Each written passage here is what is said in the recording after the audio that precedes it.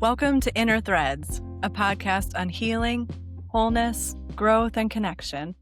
Join us for shared insights and lived wisdom as we braid and weave together our common stories and experiences to help you along your own healing path.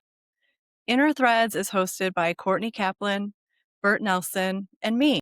I'm Jessica Luke. I work as a spiritual counselor, and I'm the founder of the Well-Grounded Soul and the 1440 Health Collective, a healing center in Bethesda, Maryland. I support people through times of change, helping them reconnect with their intuition, personal power, and the wisdom of the natural world. I'm Bert Nelson. I'm a spiritual counselor and the executive director of a nonprofit conservation farm in Western North Carolina. I'm interested in how spirituality, science, and shamanism come together to help us heal and live more fully as ourselves. And I'm Courtney Kaplan. I'm a coach based in Oakland, California. And after years in the corporate world, I founded Iconic Leadership Coaching. My transformative coaching helps people create a good life, both personally and professionally. And I use multiple modalities, including emotional, physical, and spiritual tools to help my clients find peace and power. We are excited to extend our conversation from last time. Bert, do you want to say hello? Yeah, hi. It's so lovely to be back. I cannot wait to continue this conversation and dig in a little deeper and I hope bring it some really grounded, specific place to really take something away with today. Hi, everybody. Jessica. So good to see you guys, Courtney and Bert, and good to be out in the world and offering wisdom in whatever way it wants to come through here. But just, intention to really provide support in a world that feels a bit ungrounded and shaky. So happy to be here with you guys, kind of talking through ways that we can be in service and support our local communities and hopefully much further out from that. Beautiful. Yeah, I think you captured it. These times are a little bit shaky. One of the things that we wanted to bring into conversation today was about the role of nature and the role of connection to nature and how that nature can actually be a really resourceful, restorative, supportive tool. In today's times, we're quite disconnected from nature. I think I talked last time about how I would get in my car, drive on a freeway, sit in a cubicle, drive on a freeway, park in my garage, and I'd be home. And that disconnection from nature, has a cost. So I'd like to kind of dive in and a little deeper on nature, aspects of nature, the healing aspects of nature, and how you can use that every day to find some grounding and relief. Jessica, what do you see out in the world when it comes to people and their relationship with nature? Boy, it's such a good loaded question because I live right outside Washington, D.C.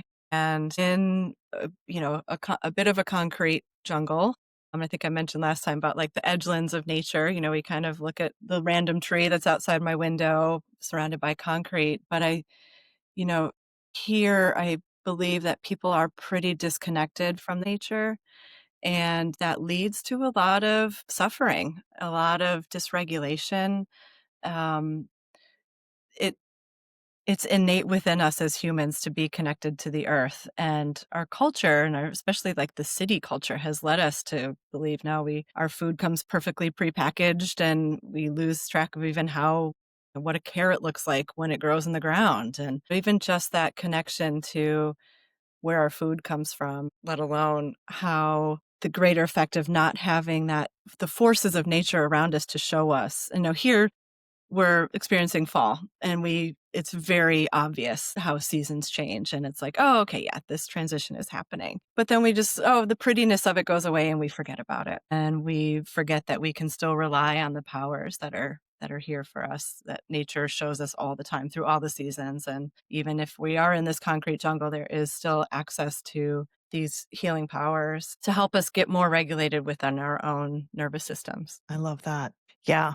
I love that. It's pretty easy when you go inside and turn on the lights and turn on the heat and watch TV till late at night. It's hard. It's kind of, you can get out of sync even with the day. Bert, what do you see with folks today in their relationship to nature? Yeah, I'd echo what Jessica said. I feel like there's a lack of it and it's endemic. It's a problem. And I live in a rural community, and it really struck me as a gardener, if if there are teenagers in rural communities that don't know where food comes from, Jessica, the packaged carrot, right? That's a problem. And if that's happening here where I live, it has to be happening in cities, and probably at much greater and greater rates. So that's just an example that kind of drives my interest and my passion in this work. I'm also really interested in the science behind nature. And so there's lots and lots of studies that look at cancer fighting properties just being in nature, that healing in a hospital room with a view of outside versus no view of outside, and the rates at which healing occurs. In like Scandinavian cultures, Australian, Japanese cultures have forest bathing as a prescription for illness, to literally go into the woods. We really have separated ourselves from that. When it's hot outside, we turn the air conditioner on. When it's cold outside, we turn the heater on. And it ignores the natural cycles of life that are happening around us. And so nature as a teacher for me is really where I land here. I can see the cycles of the seasons as a way of living and a way of holding myself. And, trees have to rest in the winter to be able to come back and grow in the spring. And when they don't, they die. And same with humans. We don't often give ourselves the rest that we need. We just keep pushing through. And I'm not suggesting we take 3 months off a year. That would be wonderful, actually. I think if we all did that. But the metaphor here of taking rest when rest is needed and growing when there is energy for that growth, and being in flow with the seasons or the environment that you're in, I think is so helpful and so lost because it's so easy to just crank the AC.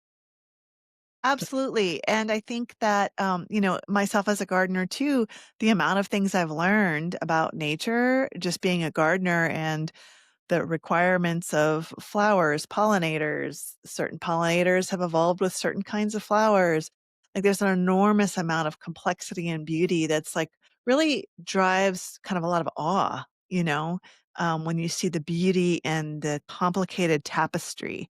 And I think that one benefit of even starting to investigate a little bit about nature or being a little bit more connected to nature is that you care a lot more about nature because you're like, whoa, this is blowing my mind. Like, this is insane. I didn't know. So there's another benefit beyond the healing properties that not only can nature help heal you, but you may be more inclined to support and help preserve nature in whatever ways it's going to preserve itself one way or another. But there's a relationship you can establish with nature, which I think can Yeah. be really powerful. It's that reciprocity, right? Like once we understand that we are nature, we are all the elements that we are surrounded by. Yeah, she gives to us and we give back to her. And it sounds so simple, and it can be.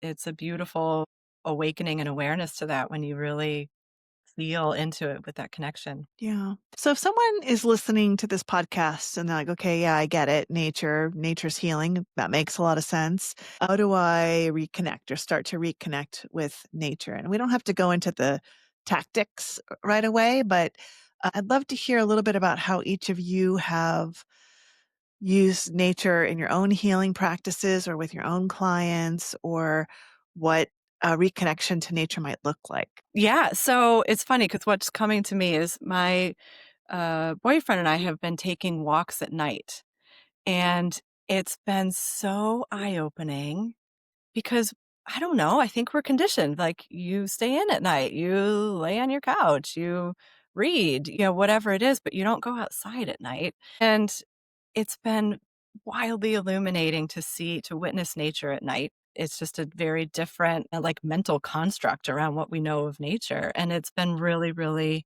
beautiful. So, just to say that because that kinda came up, it's about, like, the beings that are out at night. We see a lot of rabbits and a lot of foxes and things that maybe you don't encounter during the day. A couple things come to mind when I think about even working with clients and teaching people how to make this connection is that it's always around us. And it can be as simple as a tree in your yard, set of stones near you, even just sitting in the grass in a local park and just feeling the connection And it can be really subtle and hard to perceive at first, but it's there and it wants to connect to you generally. And I think we have an opportunity to shed some of our modern belief systems that most like, humans are better than a lot of the animals and the trees, and that's why they get cut down and killed. But once we realize that we are part of that and we can connect to it, I mean, I often will, for years, would go to this park by my house and just sit at the base of a tree with my back up against it. And I would meditate and just breathe. No intention, just breathing. So, a really simple meditative practice. And I offer that invitation to almost all of my clients. Like, get outside, find something that you're called to, whatever it is. Everything's nature. Walking down to the stream, sitting by the tree, even petting your dog, right? Like, just something to connect you to something else. And then, through the counseling work in these altered states, I'm going to say 9.9 out of 10 times, people connect with something very nature based. It's a tree that they feel support from. It's another type of nature being, some animal or another type of plant. And, when someone makes that connection in their inner world with something that's from nature, or even if it's a scene in nature, like, oh, I just feel so calm and peaceful when I'm at this beach. And in my meditative state, there's nobody here with me. And it's so supportive. And that just even building it in an internal way can help bring that outward and make you understand the deeper connections you can have to your nature and ordinary reality. I love that. I think you brought up a really great point of consideration, which is some of this work, it can be subtle, and we're not used to tuning into things that are subtle. We're used to kind of going on a power walk through, through the park or whatever. And when we want to tune into nature, it may take a couple moments to kind of notice the subtlety that's there. We're not a culture that's based on subtlety, especially in America, especially right now. It's not a subtle place. I grew up kind of in a suburb where everybody had like a lawn, so you could get outside and be on your lawn, on your grass lawn. But to actually have an interaction with nature or a walk in the woods or knowing what's going on around me in nature is something that I didn't really have that. I mean, I lived in a city as a young adult, in San Francisco, kind of concrete everywhere. And now I live in a place that has many more trees, much more nature. It's much more accessible just to be around trees, birds that are migrating through the area, little animals that live here, all these things. The more I tune in and the more I allow myself to feel the relaxation and just like the calm peace of mind on a walk or in a woods, or slowing down to notice the details, slowing down to notice the colors of the appreciation. I think for me, it's a practice of appreciation, and noticing when it comes to nature that is really fills my cup and helps me reconnect to myself in a lot of ways.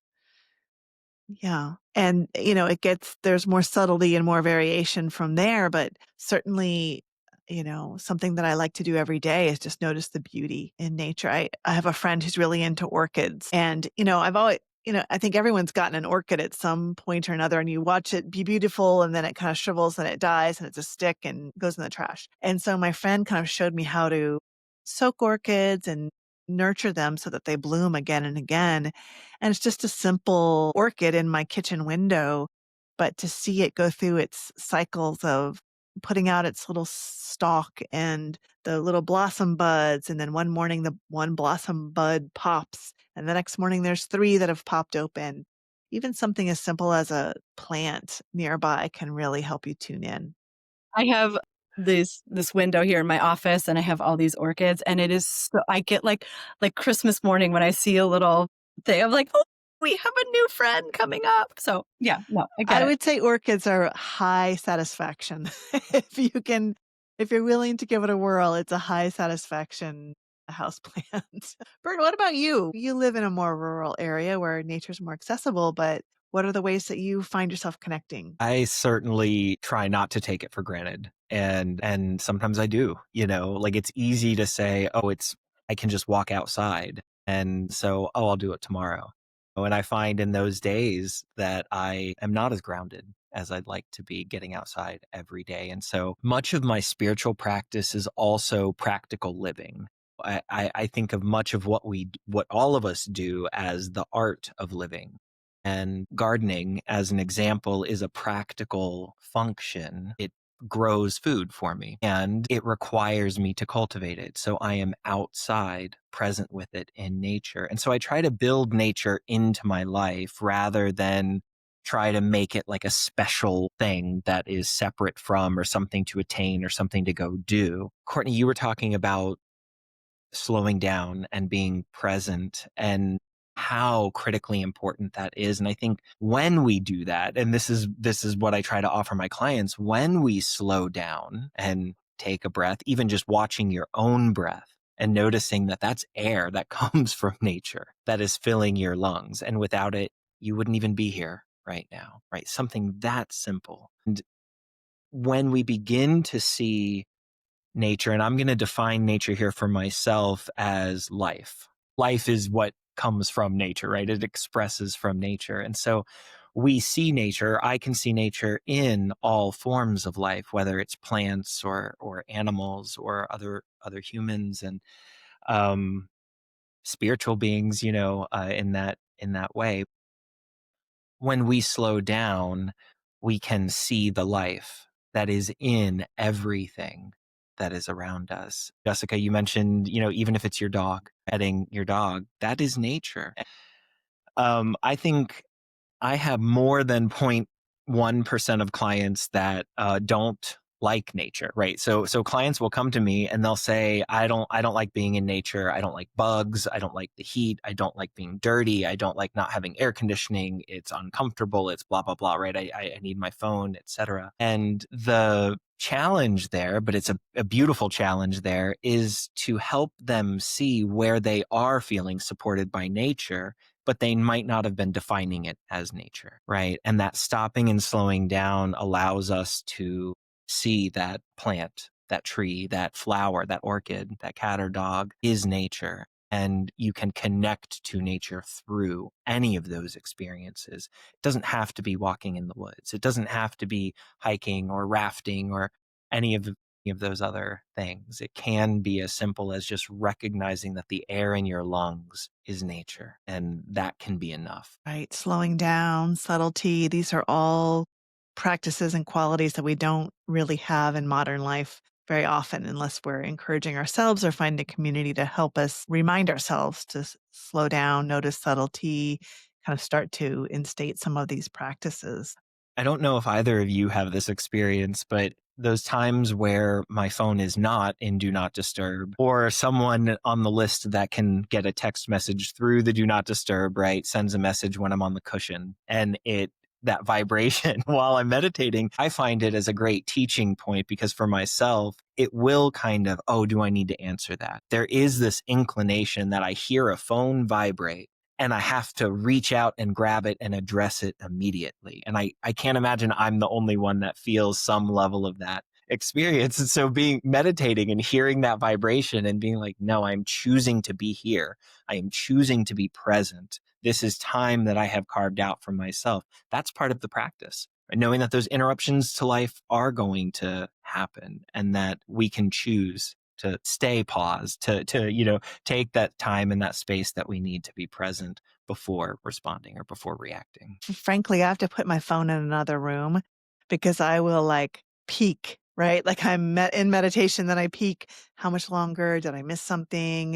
Was that my phone buzzing? Ridiculous, right? But I have to kind of physically move it from me to reclaim my own sovereignty. I'm loving this whole thing about slowing down because, right, that's at the essence, I think, of what nature shows us. The orchid doesn't just like continue bloom all the time. It goes down and it decides. It could be 2 years. I've had an orchid take 2 years to rebloom. Like, talk about going slow. Yeah. And other ones are like, oh no, I can keep shooting up new things. But it's making me think about like people that say, oh, I don't have time. And then you guys talking about choice. There's always a choice. But how many of our clients or people that we know are like, oh, I don't have time for that. I got to do this, this, and this, and this, and this. But it really does come down to a choice and how we want to relate to ourselves and to nature.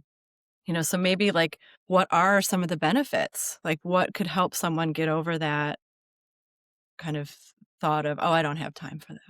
What could help? What is helpful to help people see the benefit? What comes out of it, Courtney? Yeah, I think one thing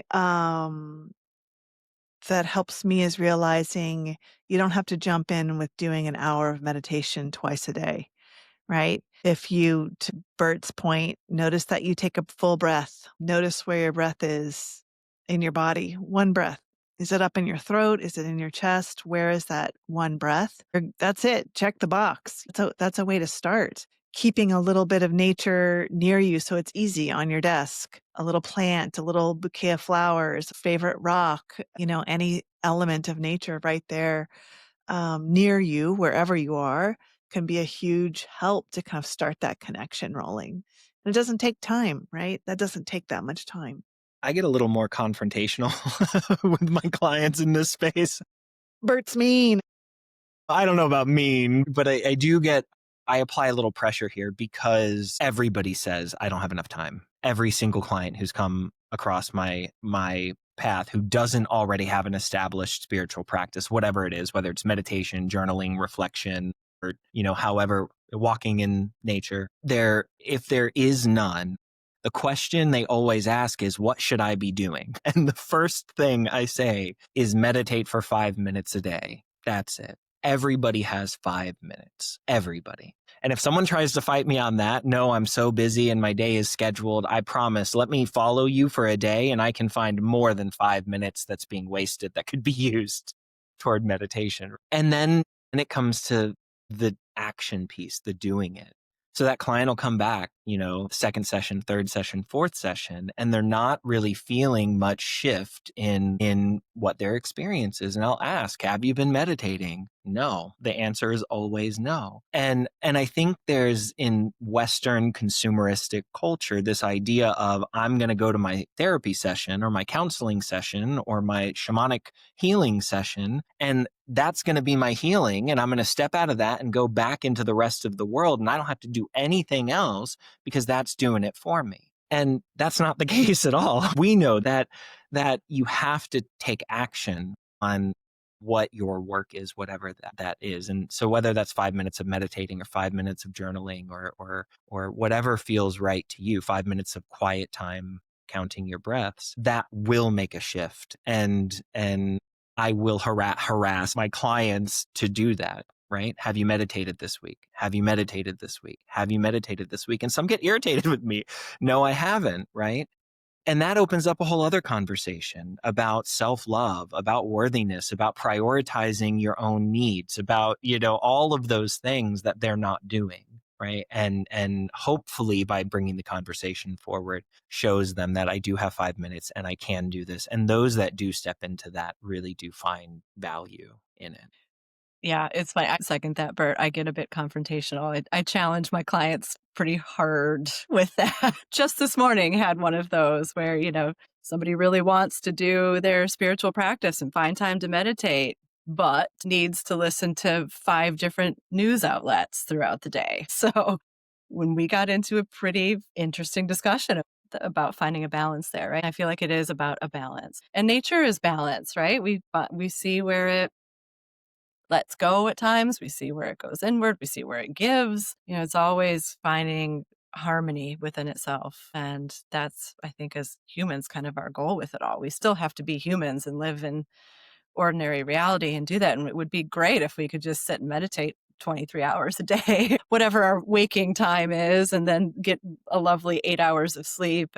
But we have to juggle that reality of living as a human, where there's a lot of upheaval, but it's probably even more needed that we really double down on finding that balance and leaning into our connection to nature with it.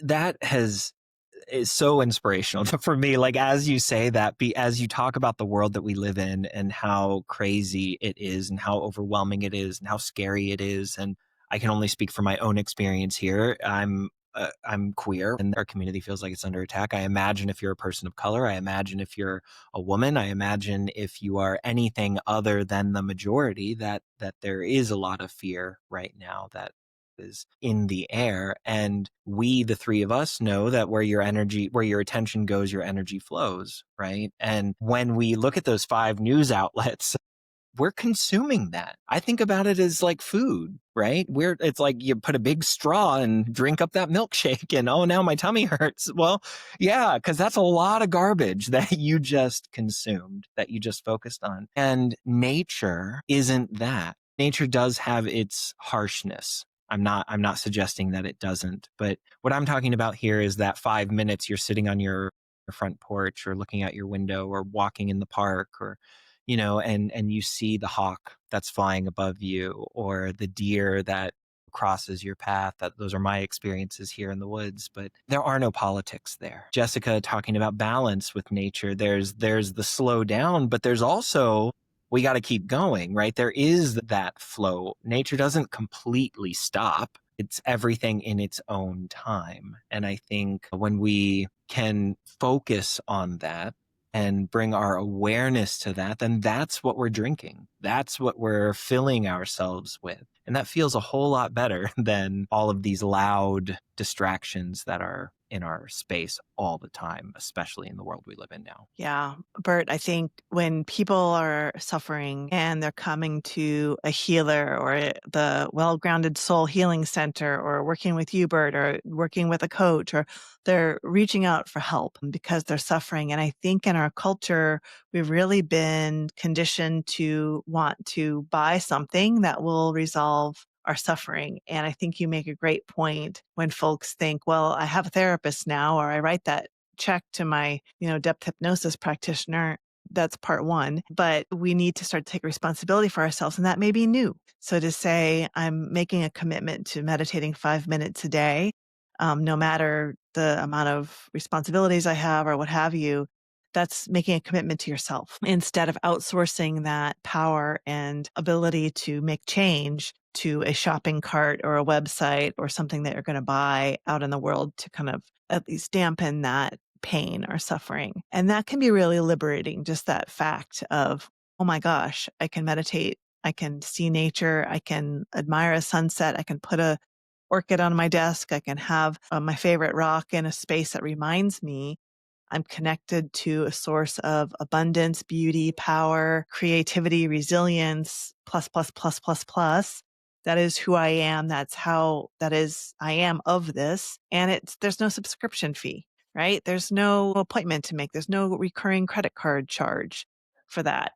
But all of that may be a new idea to open to and realize like not only are these opportunities available to reconnect, sit with your breath, appreciate, but it's actually would feel easier to buy something sometimes than sitting with your own discomfort or establishing a practice that requires a little bit of discipline, kind of encouraging yourself to reconnect with all of this beautiful teaching around you. I think that that's a radical shift for some of us. I would completely agree with that. Yeah. I mean, the culture for, our lifetime for sure has been outward. Like what can the exterior world provide to you, or how can you show your worth or your value by your exterior belongings, right? All that material stuff. When really, I mean, it just feels so ungrounding just to think about it. Like, oh, you're just getting pulled out of yourself and into this world that's just not supportive ultimately. And that idea that we can ground ourselves into the earth. And, I mean, gravity makes us walk on the earth. Like our feet are always connected to this ground underneath us. And I have found that to be really supportive. Jessica, when you say ground yourself into the earth or ground and the earth is so supportive, can you talk a little bit more about what does it mean to ground yourself? There might be folks that have heard that term, but they aren't quite sure, like, okay, what does that mean or how might I do that? Yeah, great question. And, it's part of my business name. So and I know we all love grounding too. But there's like on a physical level, actually walking barefoot on the earth has shown scientifically that it is beneficial for our energy system. And Bert, maybe might be able to talk more about this from the science background, but like it helps our energetic system flow, our heart, every time our heart beats and our brain works off of energy. So we have this energy flow through us on multiple levels, and that connection to the earth through our bare feet on the planet can provide that. I mean, probably many of us have felt walking in sand and just how good it feels on your feet. And you're like, oh, now I'm going to put my feet in the water. And I can imagine it's subtle, but as people sit with that, like, oh yeah, I actually do feel really connected to myself. And we tend to not think about, oh, I have that, sweater I want to buy on Amazon. You just stop thinking about all that stuff because all of your energy centers in your system are like, no, we're connected to this thing that gives us life. And so grounding can also be from a spiritual standpoint of just imagining that you are supported by this earth underneath you. And so many indigenous cultures have done this and known this for tens of thousands of years of our connection to the land and how supportive it can be. So grounding is just, on a fundamental level, physically putting your feet in the ground, but also just knowing that you are connected by gravity and that you are connected spiritually to the powers of this planet that gives us life. But yeah, Bert, what's your take on the science or Yeah, I think all of that, Jessica. I think it's also a word that has crept into the common vocabulary. Someone might say, "Oh, I don't feel very grounded today," right? Or "I'm feeling very ungrounded right now." And so I think we do have an innate sense of what we mean when we're talking about it at that level of human experience. The science, I think, is really fascinating. It shows reduction in inflammation, sleep quality and depth, and anxiety and nervous system regulation. So there are a ton of studies that are out there that you can see. I'm not taking a position here on like grounding mats or grounding sheets. I think some might be great tools, and buyer beware, But when you can go step on the earth for free, that's kind of where I come back to. Not everyone may be able to do that, right? Or you Yeah. might live in a climate where you can't access outside, Yeah. right? And so those are absolutely potential helpful tools. And I will admit I do sleep with a grounding sheet on my bed, and I have noticed a difference in the organization of my dreams even, which might be an even more subtle layer of this expression. Yeah, we are electricity. When someone's having a heart attack, you use electric paddles to shock their heart back into rhythm. When you're reading an EEG or certain brain scans, you're following electrical pulses. That's what those rhythms are. And a lot of people are familiar with those scans and those rhythms, but they don't realize that that's literally reading your electricity. And so we are made of electricity. And grounding, I think, is necessary. Before we started building houses and separating ourselves from nature, we were in physical contact with the earth most of, if not 100% of our time. And when you look at all other living beings, plants and animals included, every other living being spends most of their time touching the earth in one way or another, including birds, except us.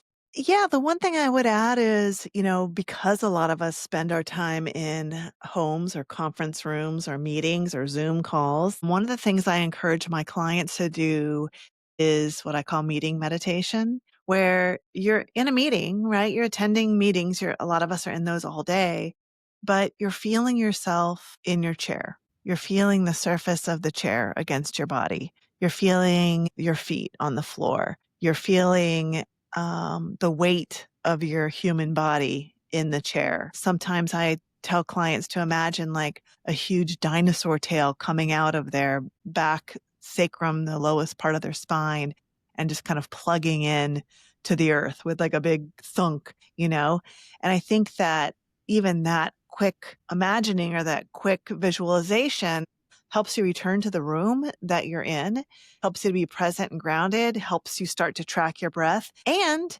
you can do it at work. You can do it in the middle of a meeting. You're not, in fact, is probably more beneficial because you might be the only one in the meeting in that case. As other people are multitasking and thinking a million thoughts, by being grounded, returning to your physical form, how that physical form is touching the surfaces under you can be a great way to start showing up and reconnecting with yourself, the earth, the space around you. I love that. I love that. We've been talking quite a bit about most people or a lot of our clients who aren't very connected with nature, but I have a pretty large client base that is very deeply connected with nature and because of that is distraught about what's going on in the world. Pollution, war, wildfires, natural disasters, climate change, all of these things that challenge us existentially. And many of them get to a place of burnout, like they can't handle any more of the pain, of the suffering. It's too much to hold and find themselves in this apathetic state. And I'm wondering if either of you have any experience with that and how you support your clients or friends or family members for that matter in those places. That is such a great question and insight, right? Because there is I mean, it's hard as people that are connected to nature and the people that we know that are to watch what's happening. And I can imagine that sense of burnout of like helplessness, you know? And it makes me just think about like holding the vision of what you want to see happen. Because I have a sense that it's so easy to get sucked into the negative things, what's not working, where all the problems are happening, and understand that a lot of that is so out of our control. But also, like, what we can control is like what you were saying before, Bert, is where your attention goes, energy flows. So where is that attention for nature? How do we, on even just our individual levels or within our communities or our cultures, or how do we build that positive intention towards caring for what we can actually influence? And just holding that, the love and the hope and the joy and the play, like going out in nature and throwing sticks around and dancing and playing, like that appreciation that I think both of you had touched upon earlier. That's energy that the planet will feel, that nature feels. And it's great that we do all know people who are in that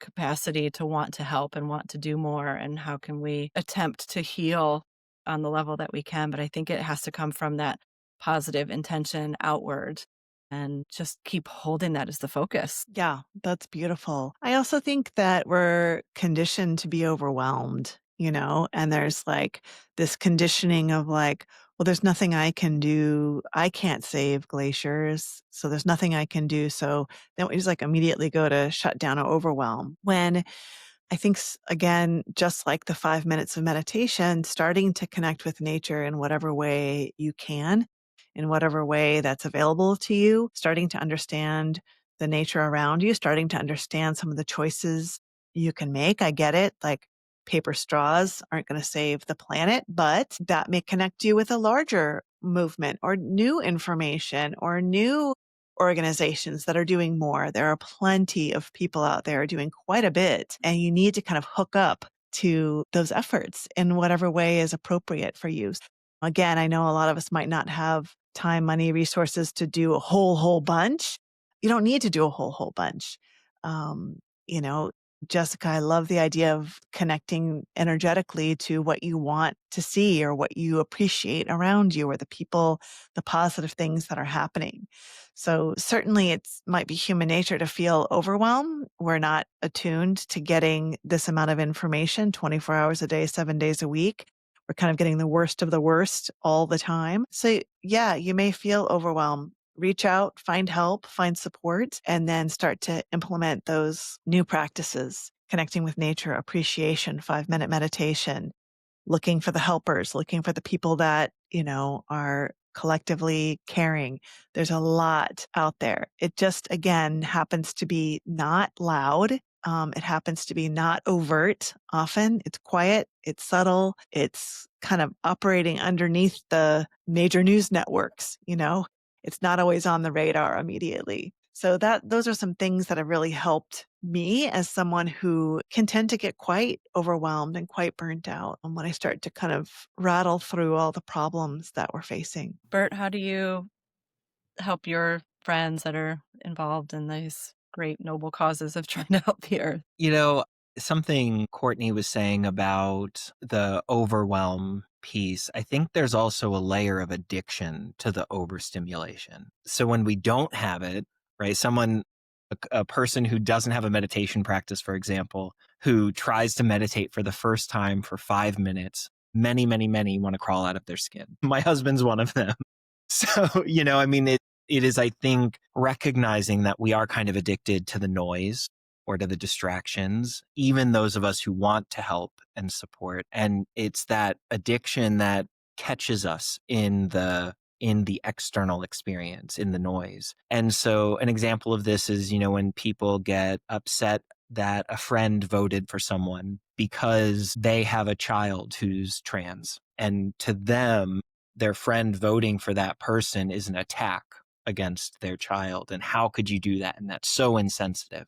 This is just one discrete example, but it's about recognizing that you can't control that person. You can't control any person. You can't really control anything outside of yourself. And when we use nature to come home to ourselves, to quiet that overstimulation, to be present with ourselves, one, we get to detox a little bit, and that withdrawal might not be a fun one, but it's a necessary process for us to go through and a choice. And there's that discipline that you were talking about, Courtney, and that spiritual practice that's so important. And so the short answer here is recognizing that you can't control any of it, but you can control yourself. You can make choices. And that's overwhelming at first, but liberating, because we get to do that. They get to be our choices. And if I make those choices, maybe someone else will too. And maybe someone else will too. And maybe someone else will too.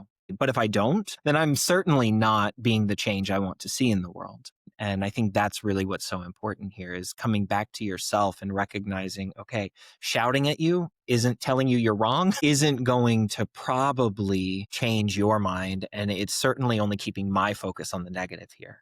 But if I can begin to think about what can I do to love and support my own environment, my own community, my own family, my own self in a way that serves the highest good, you begin to start to see more of that in others. And I really do believe there's a multiplying effect. Agreed. Yeah. Agreed.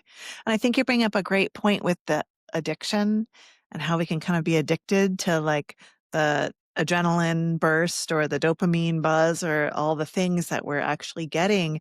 And maybe one of you will better rephrase our teachers. Our teacher talks about addiction as being kind of like a misappropriation of your own power. I'm not remembering exactly how she puts it, but it was like a real revelation for me to realize addiction as actually a shifting of how you are channeling your power. Right. Yeah. I understand when we are experiencing power loss, or if we are feeling powerless in our situation, in our life, we often seek external sources to make us feel empowered. But everything outside of us is not of us, right? And so if we're looking at substances or entertainment or sex or other forms of addictive processes, what we're doing is reaching for the substance to empower ourselves. And it feels like it does for a minute. And then it leaves us feeling less empowered than we felt beforehand. And so we reach for it again, and the frequency picks up and the volume picks up until we are reliant on the substance to allow us to feel empowered at all. And often there's a fear that comes in there. If I don't have this thing, then I will always feel this disempowerment. And then you get into the attachment to the substance. And that's one angle of how I receive that teaching. Yeah, that's what I'm talking about. Yeah. And I think when it comes to news, you can say, well, I'm not addicted to the news. I don't want to hear the news. I don't like the news. But I think all of us, I'll say I do. I look to the news and hoping I'm going to get informed and hoping there's going to be an edge or something that I now understand, or that something's getting better, or that something's getting worse and I should be aware of it. When in fact, most of the news it's important, but it's irrelevant to my immediate moments, even my immediate community's moment, or the ways that I could be more impactful in my own life or in my community. Um, yeah, thanks for sharing that, Bert. I see addiction kind of like this hole, right? There's right? It's like a sense of powerlessness. And so we're looking at something to kind of fill the hole outside of us. And the goal, the work is to like, what is the hole? And where is that power loss coming from? Where did you experience that? What is that what is the whole? And thinking about like this idea of love and joy and having all these things outward that come out of us. Well, if we have that whole, we really can't necessarily be that full expression of love and joy outward. And I think a lot of people maybe get burnt out because they are running this battery that maybe is being drained a bit and being with this overstimulation, with looking at the news and it kind of drains that power battery and then we get burnt out and we can't give out anymore. And the work I think that we all do in our ways there's to help people understand how you can build that inner power and build that battery so that it doesn't drain quite so easily. And maybe, yeah, okay, I'll watch the news, I'll read that story, but it's not like where you're hoping to get your power from, or the piece of cake, or the buying the sweater off Amazon, whatever it is that is going to try to make you feel better. But yeah, I mean, kind of circling back around to how we can use nature for that might be an interesting little exploration. I love that. So if someone's feeling they have this, they're hearing words power loss, a hole, addiction, any of these things, what does nature offer, or what does nature have to do with that? I think it's at a very basic level, a pathway back to yourself, and realizing, Jessica, I'm so glad that you brought up the other side of it, because what do you do about the addiction? So you have this hole, you have this emptiness, this powerlessness. You know the substance isn't good for you, but what do you need? You need your own life force energy back. You need your own connection to yourself back, and nature is a very direct way to bring you back to yourself, to bring you back to that love. If you're filling yourself with that love, then you have a place to be able to kind of project that love outward and be a force for that in the world. And if everybody loved themselves and their neighbor, then all wars would stop. I wish we could all make that radical choice for love for ourselves, so that we could come back to love for each other, and really live from that space. So that's how nature, to me, in all the ways we've talked about it today, bring you back to yourself. And that is where you find your connection to the divine source or spirit or God or whatever your word for that is. And that's where our true source of power comes from. And what I find when I work with clients who have addiction specifically are that when they are more connected to their own source of life force energy, they don't need the substance anymore. They can make the choice. It's not necessarily an easy choice, but they can make the choice of, I don't need that anymore, and move in the direction they'd like to move. That's beautiful. One of the things one way I've used nature as kind of a way to reconnect to my own power is the qualities that nature has: beauty, generosity, creativity, resilience, inner dependence, being able to give and receive from different components of nature, the support that nature, the evolution of little critters with certain plants, with certain birds, with certain berries, just the complexity and the beauty. And it's quite chaotic, but there's also a beautiful order in nature. And so when I think about kind of the qualities of nature, number one, and then I realize the qualities of nature and nature are not outside of me. It is me. I'm also part of this nature. So it's to look at a beautiful sunset and say, wow, look at the beauty of that sunset. I am part of that. I am part of the generosity of the cherry blossoms, coming down. I am part of the creative, restorative, amazing ways that nature can adapt and respond and what have you. So even recognizing that it's not outside of you. We're not going for a walk in the woods to look at the pretty nature. We're reconnecting with a part of ourselves. And when we can make that connection, there's a lot there that can be really useful in starting to open up some new opportunities, some new potential, right? If you're feeling restored and creative and more whole, suddenly the spreadsheet at work is not that big of a deal. The news can be turned off. The creative ways to respond to the moment kind of multiply. So that's one way. And then, whether that nature is a plant on your desk, a walk in the woods, your favorite rock, a trip to the beach, whatever you can manage, there's no bit of nature too small to start that connection and realization. Yeah, it's funny when you're just listening to you, Courtney, it's like it can be so small. It can be like the spiral of the fern,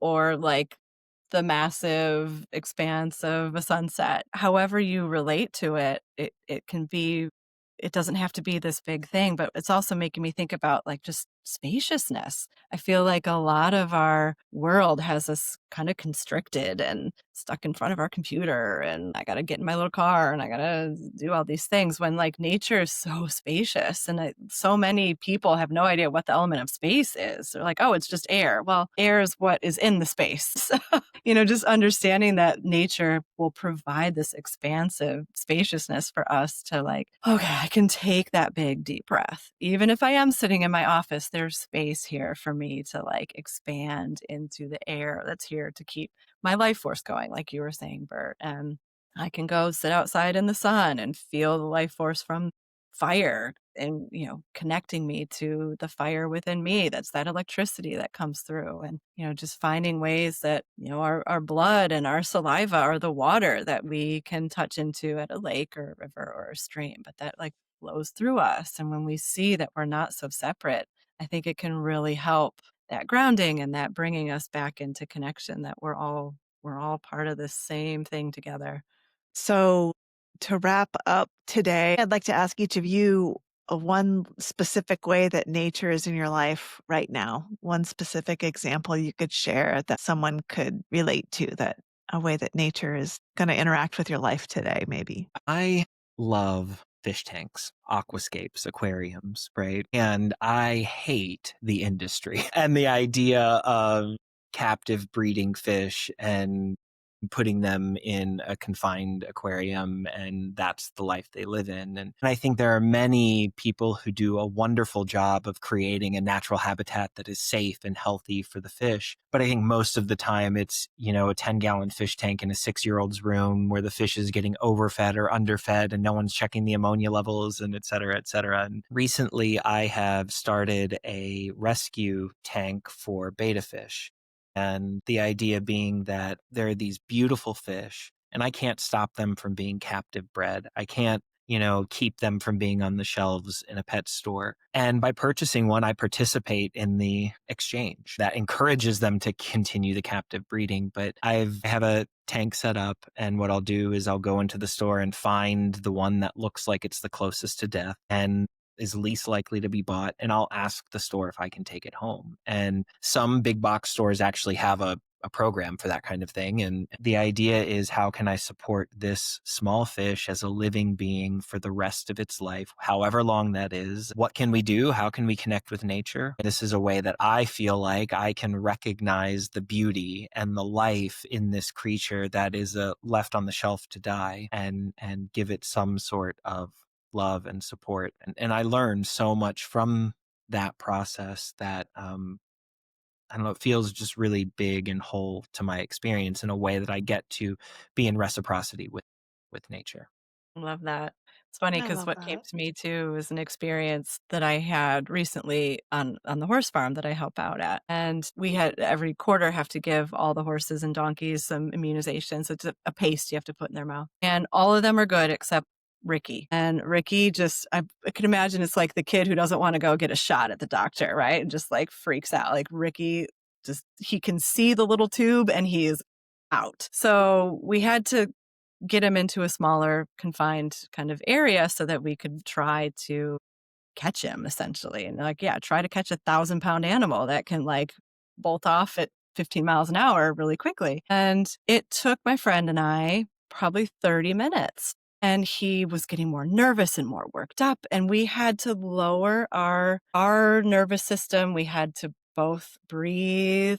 We had to not make eye contact. We had to really kind of just be patient and settle and wait. And that is not an easy human thing to do. When you want to do something, like we're conditioned, like we got to go, go, go. I don't have time for this. I got to, but that was not going to get what needed done. Eventually he calmed down, and it was just this way that I remember moving towards him, and he was kind of out of the corner of my eye, and he took a step back, and I had to stop and breathe. And that grounding practice, I had to just feel into the earth, look at the wind, look at the trees moving the leaves, and just, okay, I am here, I am present. And his whole energy system calmed down. And I turned around and I put the rope over his neck, and it was like easy peasy. But it was that reciprocity with this other being's energy that I had to match, and I couldn't force my desire to get it done. I had to sit with it and be calm and find ways within myself to be patient, which is not my most divine qualities. So it was just a really cool teaching for me on how to work with the energy of nature around me and how I had to really tune in to other resources and distract my inner frustration of why he wasn't allowing me to catch him.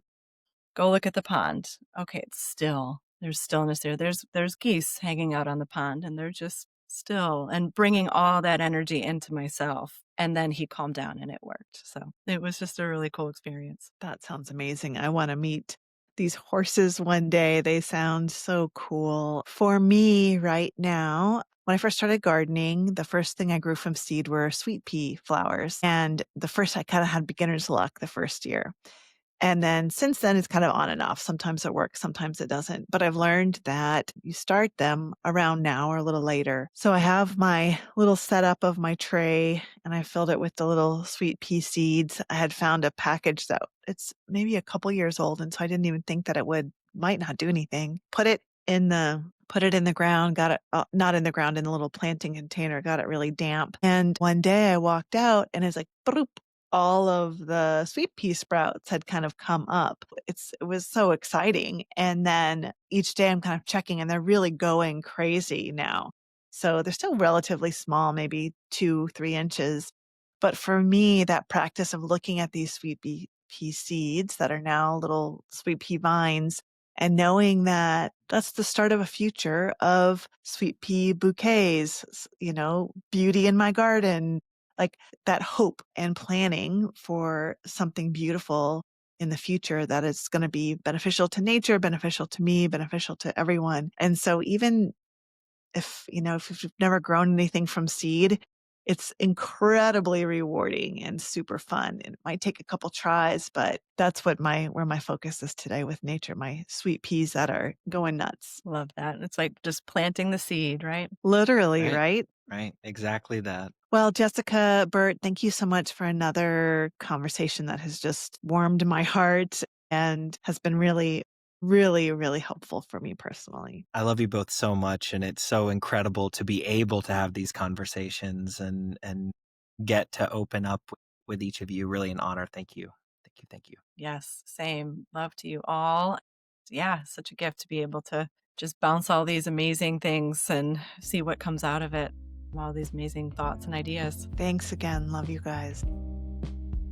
Thank you for listening. Don't forget to check our show notes for links and resources. And if you enjoyed today's episode of Inner Threads, would you share it with a friend or rate and review to help others like you find the show? And if there's a question or topic you have that you'd like to hear us address on Inner Threads, drop us a line. We'd be happy to hear from you.